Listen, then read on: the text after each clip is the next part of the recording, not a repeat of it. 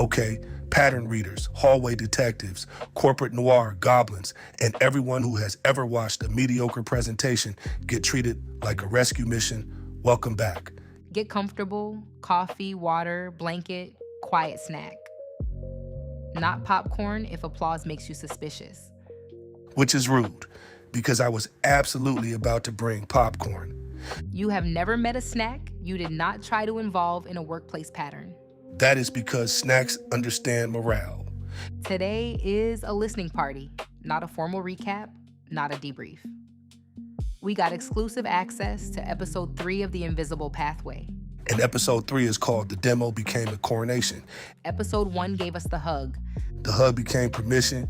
Episode 2 gave us the phone. The phone became a door. Episode 3 gives us the public ritual. The demo became a coronation.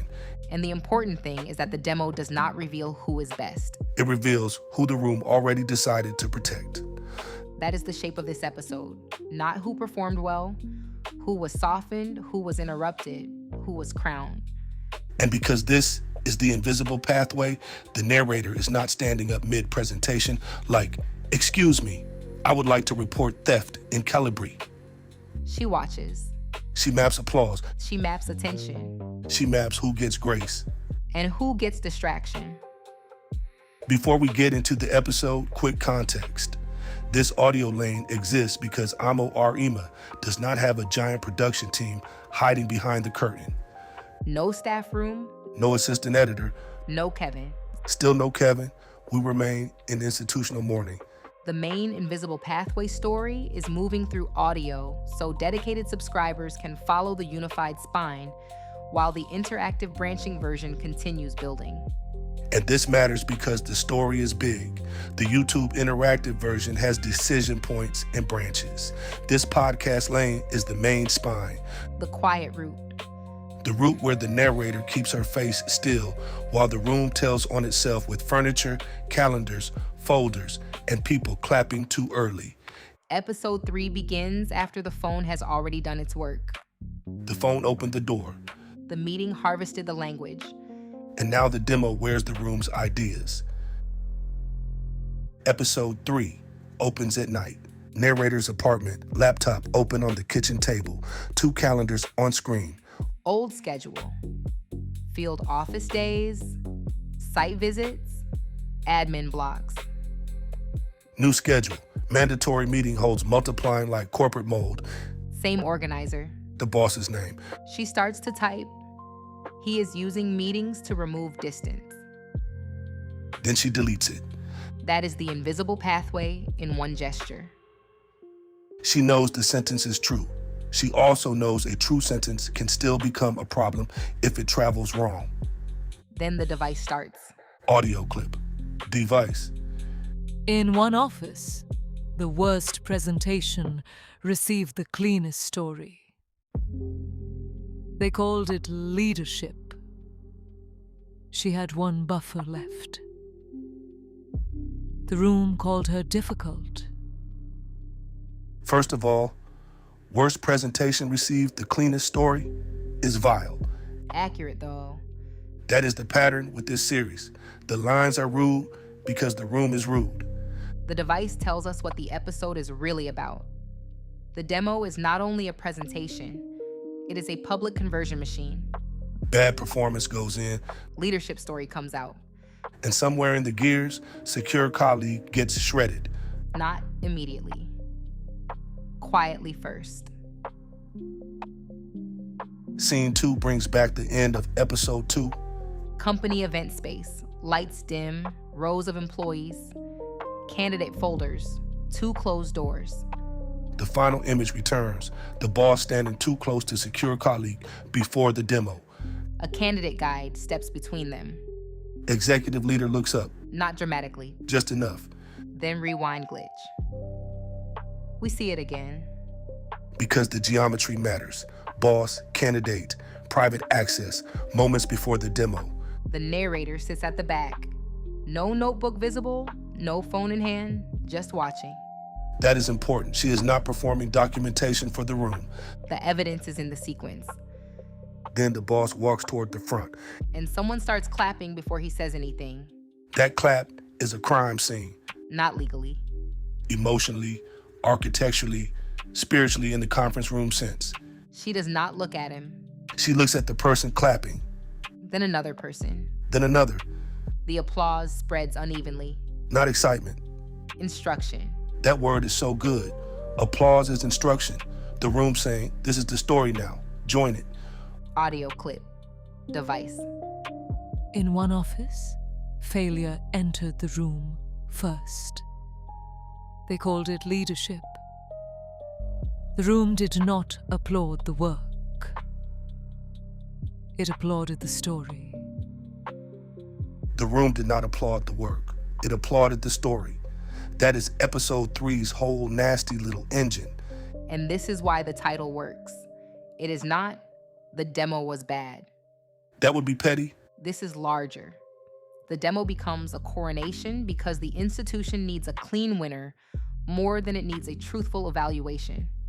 The crown was already sitting backstage. The demo just gave them music. Scene 3, holding area split. Candidate guides move fast. One guide walks the boss toward the presentation door. Another walks secure colleague toward a side hall. This is logistics doing what leadership will not. Separate the boss from the person he was trying to access. But it is temporary. Logistics can interrupt geometry. It cannot fix the institution. Secure colleague passes the narrator. No speech. Just the eyes. Secure colleague's eyes ask, did you see that? The narrator's face answers, yes. That is a whole conversation in half a second. Then we see the printed order. Candidate demonstration order. 1, interim boss. 2, secure colleague. The order is not new, But now it looks like architecture. because after the attempted private access, everything has meaning. Right. No, wait. That sounded too neat for this universe. Good catch. Let me repair. Correct. Painfully correct. Better. Scene 4. The boss presents first. Conference room. Projector screen. Rows of staff. Department employees mixed with leadership. The narrator sits near the aisle. Not beside someone who asks too many questions. He begins with a slide. Stability, trust, continuity. The 3 words from episode 2. The words from the department direction meeting. The harvested language. Then the demo starts failing in small ways. The remote fails. Wrong slide appears. Chart with missing labels. Projector fan gets louder. He says, technology always has a personality. And the room laughs too fast. Too eager. That laugh is not about comedy. It is about rescue. They are helping him recover before he has earned the recovery. And this is where the episode is clever. It does not make him ridiculous in a cartoon way. It lets him be mediocre in a protected way. Protection is the story. The timeline is thin. The examples are vague. Team ideas appear scrubbed of fingerprints. The narrator recognizes phrases from meetings. One from secure colleague, one from the narrator, one from a staff member who is not in the room. The bullet reads, building trust through consistent presence. Consistent presence sounds harmless until you remember this man has been using presence like a net. The narrator's thumb moves over her phone. She does not pick it up. Because reacting now gives the room the wrong evidence. The theft wants outrage. She gives it stillness. Scene 5, the savior script. The boss finishes. Applause begins before the room decides if it means it. First clap, senior manager near the front. Second clap, executive leader's assistant.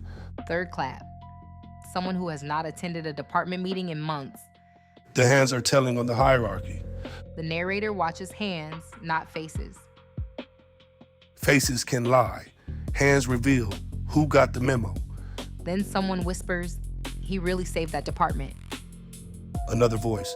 It was a mess before him. The narrator looks to the empty chair where mentor would have sat. No mentor, no correction, no one naming what existed before him. This is how savior language erases labor. And the staff member asked the narrator the loyalty question. Audio clip. Who are you rooting for? I'm rooting for the department to stabilize. That's diplomatic. That's accurate. That line is a smooth little door, close. She refuses allegiance data. The system wants her to pick a side in language that can travel. She gives it the job instead.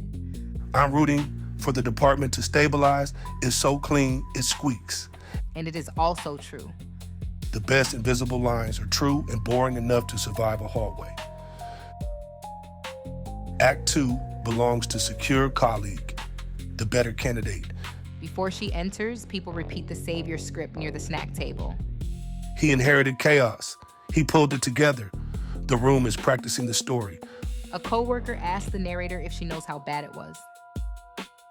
Audio clip. So you know how bad it was. I know a lot of people were doing more than anyone saw. That line is doing memorial work, It restores invisible labor without naming a fight. but the coworker does not receive it. They say, sure, but he pulled it together. The sure but is a tiny institutional bulldozer. It acknowledges the correction, then drives over it. I hate a polite bulldozer. Many workplaces rely on them. Then secure colleagues demo starts, Her slides are cleaner, her data is stronger. She has examples. and she says the line that risks everything. Audio clip. The department does not need a savior model, it needs operating consistency. Who? That is a true sentence with sharp edges, And the room shifts at the word savior. because she is naming the story while standing inside the story. Dangerous, necessary, very secure colleague. Then we notice the executive leader is not in her seat. Front chair is empty. Secure colleague continues anyway. Her slide, current gaps / process reality. She names issues without making them personal. Handoff failures, staffing strain, mentor structure, where things worked and where they were interrupted. Then the door opens, Late. too loud, Executive leader enters looking at her phone.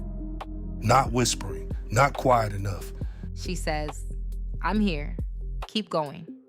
The room turns. Secure colleague stops for half a beat. And now her strong demo has to restart under somebody else's entrance. That entrance is not just tardiness, it is room theft. The audience's attention moves away from the work. And when attention moves, authority moves with it. The boss is seated near the side wall, He looks sympathetic. almost pained, That is worse. because the room can read his expression as concern. And her pause as intensity. Scene 8 is called The Distraction. Secure colleague reaches her strongest section. Slide. Staff retention risk. Executive leader's phone lights up. She checks it, laughs under her breath, whispers to the assistant. Secure colleague keeps speaking. Audio clip. We cannot treat burnout as an individual attitude problem when the structure keeps moving the same pressure points onto the same people. That line is a whole field guide. A few staff members nod. Small, Dangerous. because the room briefly recognizes the structure.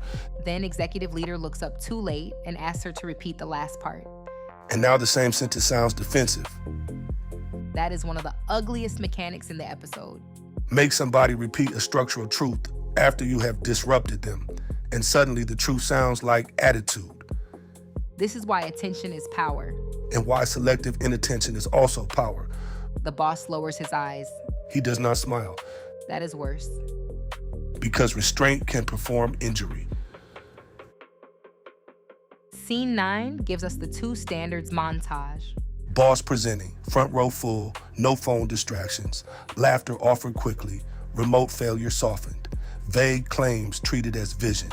Secure colleague presenting, front row interrupted, phone glow, late entrance. Strong claims treated as intensity.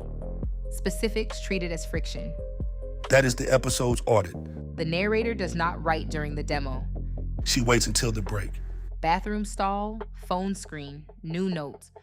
Audio clip, narrator, note, demo observation / attention pattern. Executive arrived late to secure colleague demo. Phone visible during presentation. Asked speaker to repeat strongest retention point. Did not behave this way during interim boss demo.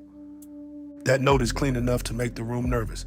It does not diagnose motive. It records contrast, Contrast is safer than accusation. and often more damning. Act 3. The room chooses its story. After the demos, hallway verdict circles form. Soft little gossip planets. Someone asks, "Who do you want?" Again, allegiance data. The narrator says, "I want whoever protects the department from more churn." They say, that sounds like him. She says, "That sounds like the job." Paper cut number 2. She steps into the stairwell. Door closes. Fluorescent hum disappears. For 2 seconds, oxygen. This story uses oxygen so well. A stairwell can become a spa if the office is bad enough. Do not put that on a mug. Too late. Emotionally already dead. Scene 11 shows yelling becoming passion. Break room. People gossiping near the sink. Employee 1 says he was yelling earlier. Actually yelling.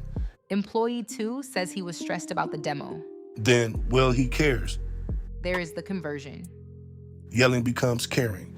Messy demo becomes leadership. Secure colleagues' specificity becomes friction. And the narrator's neutrality becomes hard to read. Audio clip. You saw him present. What did you think? I think the process is still moving. You should be in politics. No, thank you.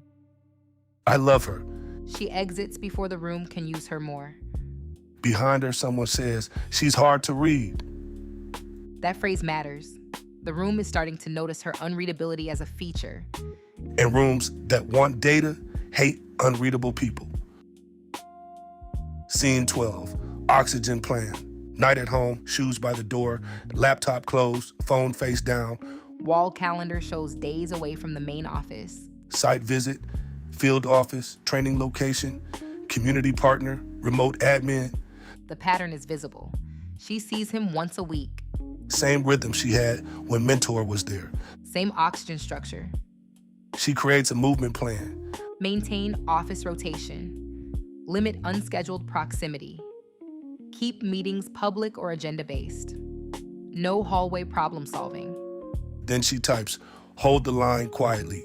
She deletes quietly. That deletion is so important. Because she is not writing a slogan, she is building a survival system. And slogans can become evidence if the wrong person gets them.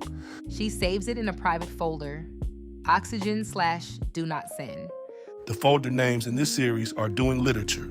They are also doing evidence hygiene. Both. We contain multitudes and subfolders. Scene 13, announcement day. Main conference room, full staff meeting. The narrator is not there.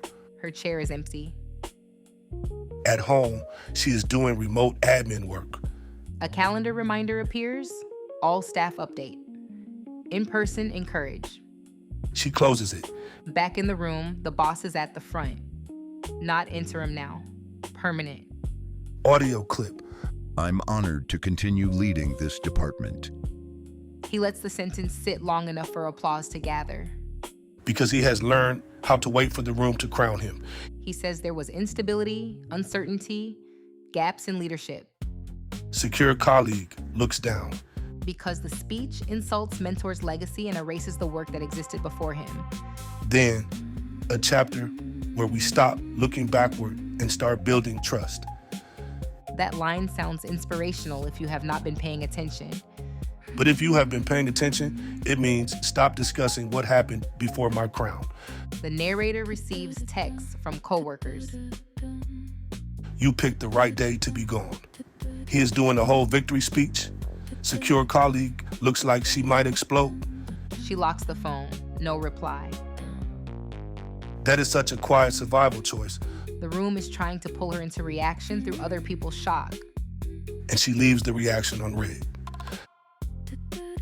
Act 4, the buffer breaks. Secure colleague begins the goodbye campaign. Her office is not packed yet, but it looks pre-packed. That visual hurt. The room knows she is leaving before the boxes do. She starts speaking to people in doorways. Not gossip, precisely. A farewell tour with receipts tucked inside. She says, I just want people to understand what happened. And you can feel the danger. Because she is trying to salvage her legacy in a room that has already decided how to summarize her.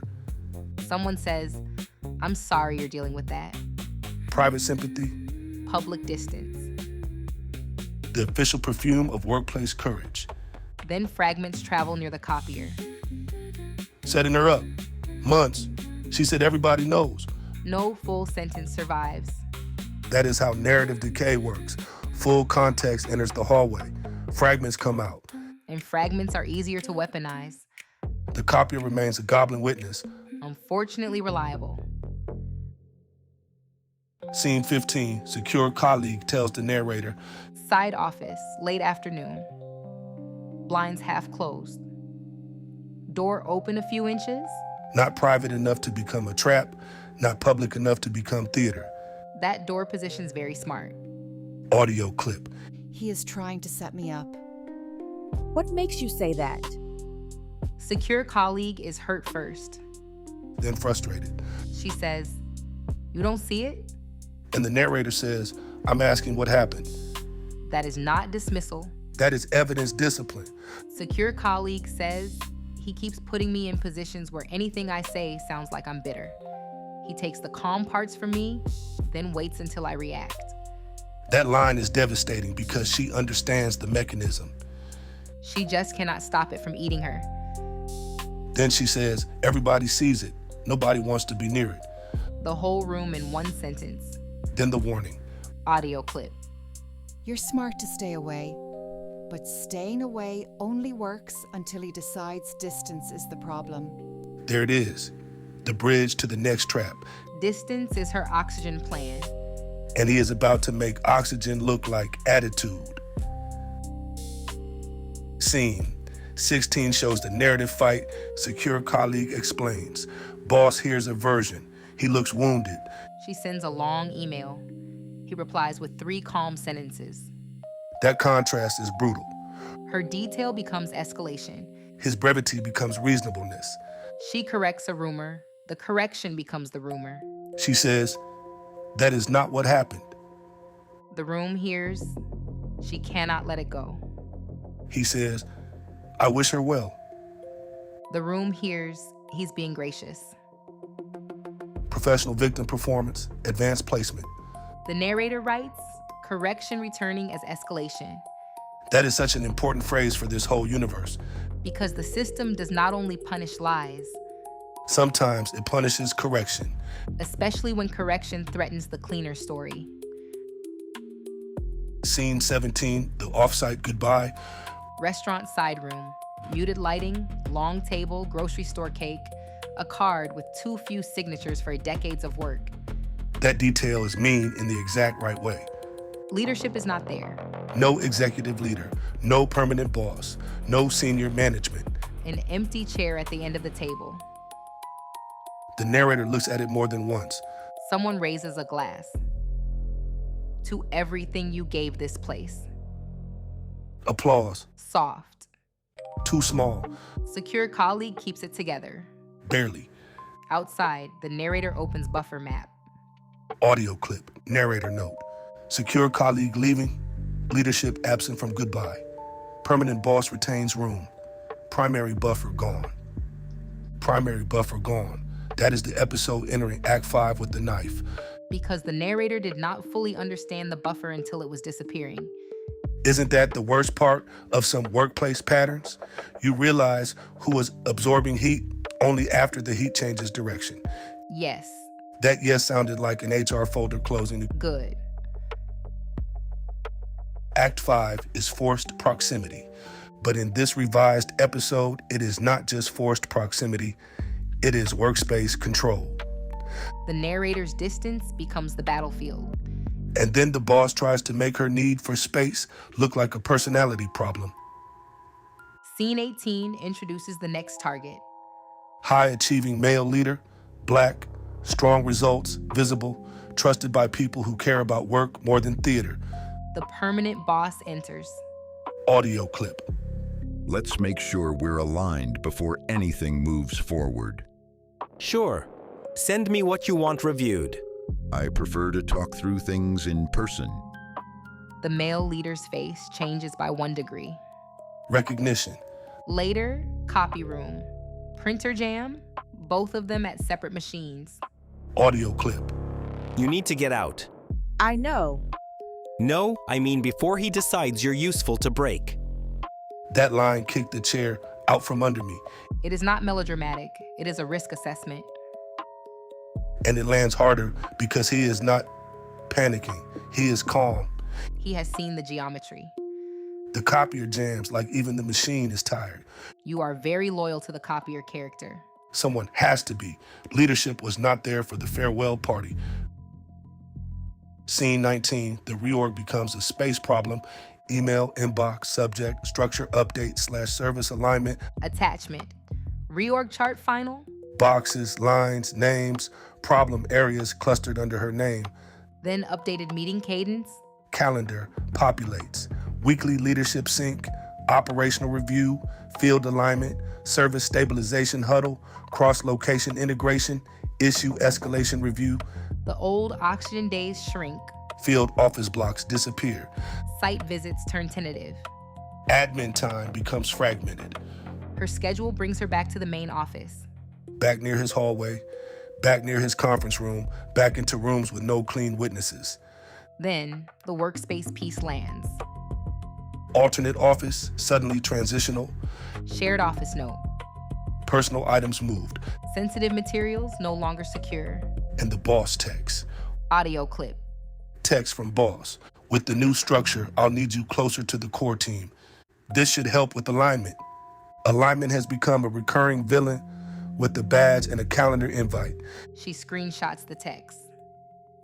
Folder, workspace /space control. She documents distance removed through reorg, meetings doubled, problem areas assigned, privacy reduced, movement constrained, workspace stability challenged, sensitive materials unsecured, primary space reframed as preference. That last one is the turn, Primary space reframed as preference.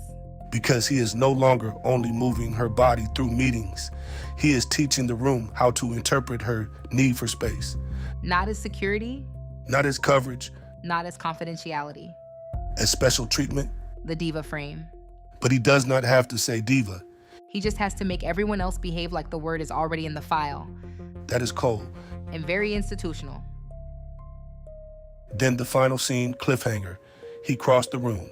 The narrator stands in the hallway with a folder. Old escape routes shown one by one. Side office, booked. Conference room, booked. Field visit, canceled. Partner office, tentative. Remote block, removed. Every door has a calendar hold on it. Every room has a reason she should be visible. Then a sticky note on the shared space. Shared space, please keep clear.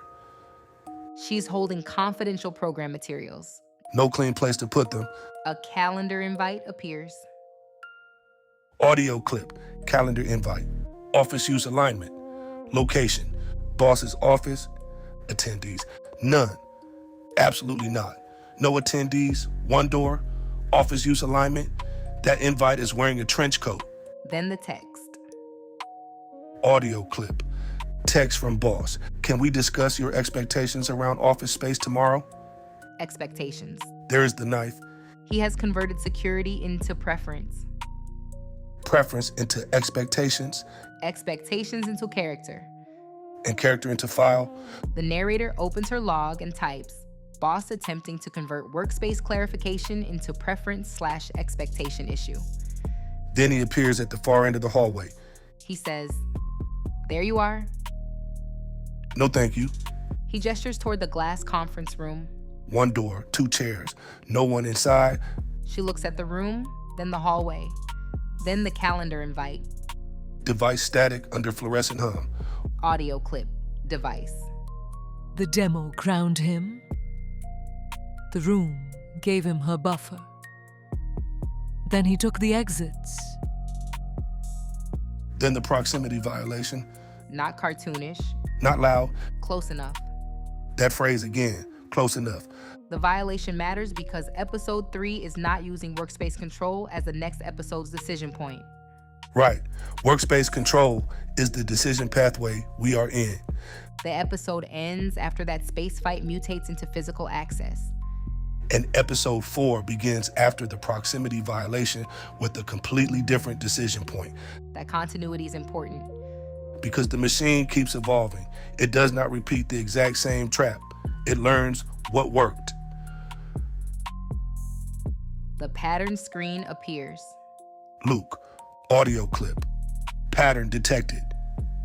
The office space fight was never only about the office. The room moved. Her need for secure space was reframed as special treatment. System extraction. The diva frame made his access look like management. Then he crossed the room. That is such a clean setup for episode 4. Because the next question is no longer, how does she protect space? She already tried. The next question is what she does after he violates proximity inside a room he made easier to access. Final title card. The demo became a coronation. Second card, the office became evidence. Third card, then he crossed the room. And that is episode 3 of The Invisible Pathway. Let us zoom out for a second because the structure here is nasty in a very clean way. Episode 1, physical access gets socially recorded as comfort. Episode 2, phone access becomes surveillance and role control. Episode 3, public legitimacy gives him management cover.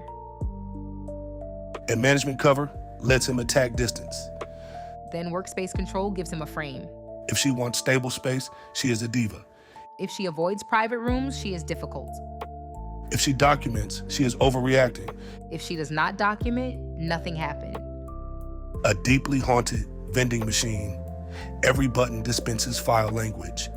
Accurate. And this is why the invisible pathway is not passive. She is not doing nothing. She is watching what the room rewards, What it repeats, what it ignores, who gets grace, who gets interruption. who gets farewell cake without leadership. Too small a cake, too few signatures. I am still upset. You should be. So for the dedicated subscribers listening to this exclusive access lane, that is where we are. The main story is moving through audio so you can follow the spine while the interactive version keeps building. No giant team, no Kevin, no secret midnight export wizard. Just the work, the room, and the receipts. Episode 4 begins after the proximity violation. New decision point. New trap, Same room learning faster. get comfortable. The office has already moved the walls. And now we have to watch what happens when he crosses the space she was trying to keep.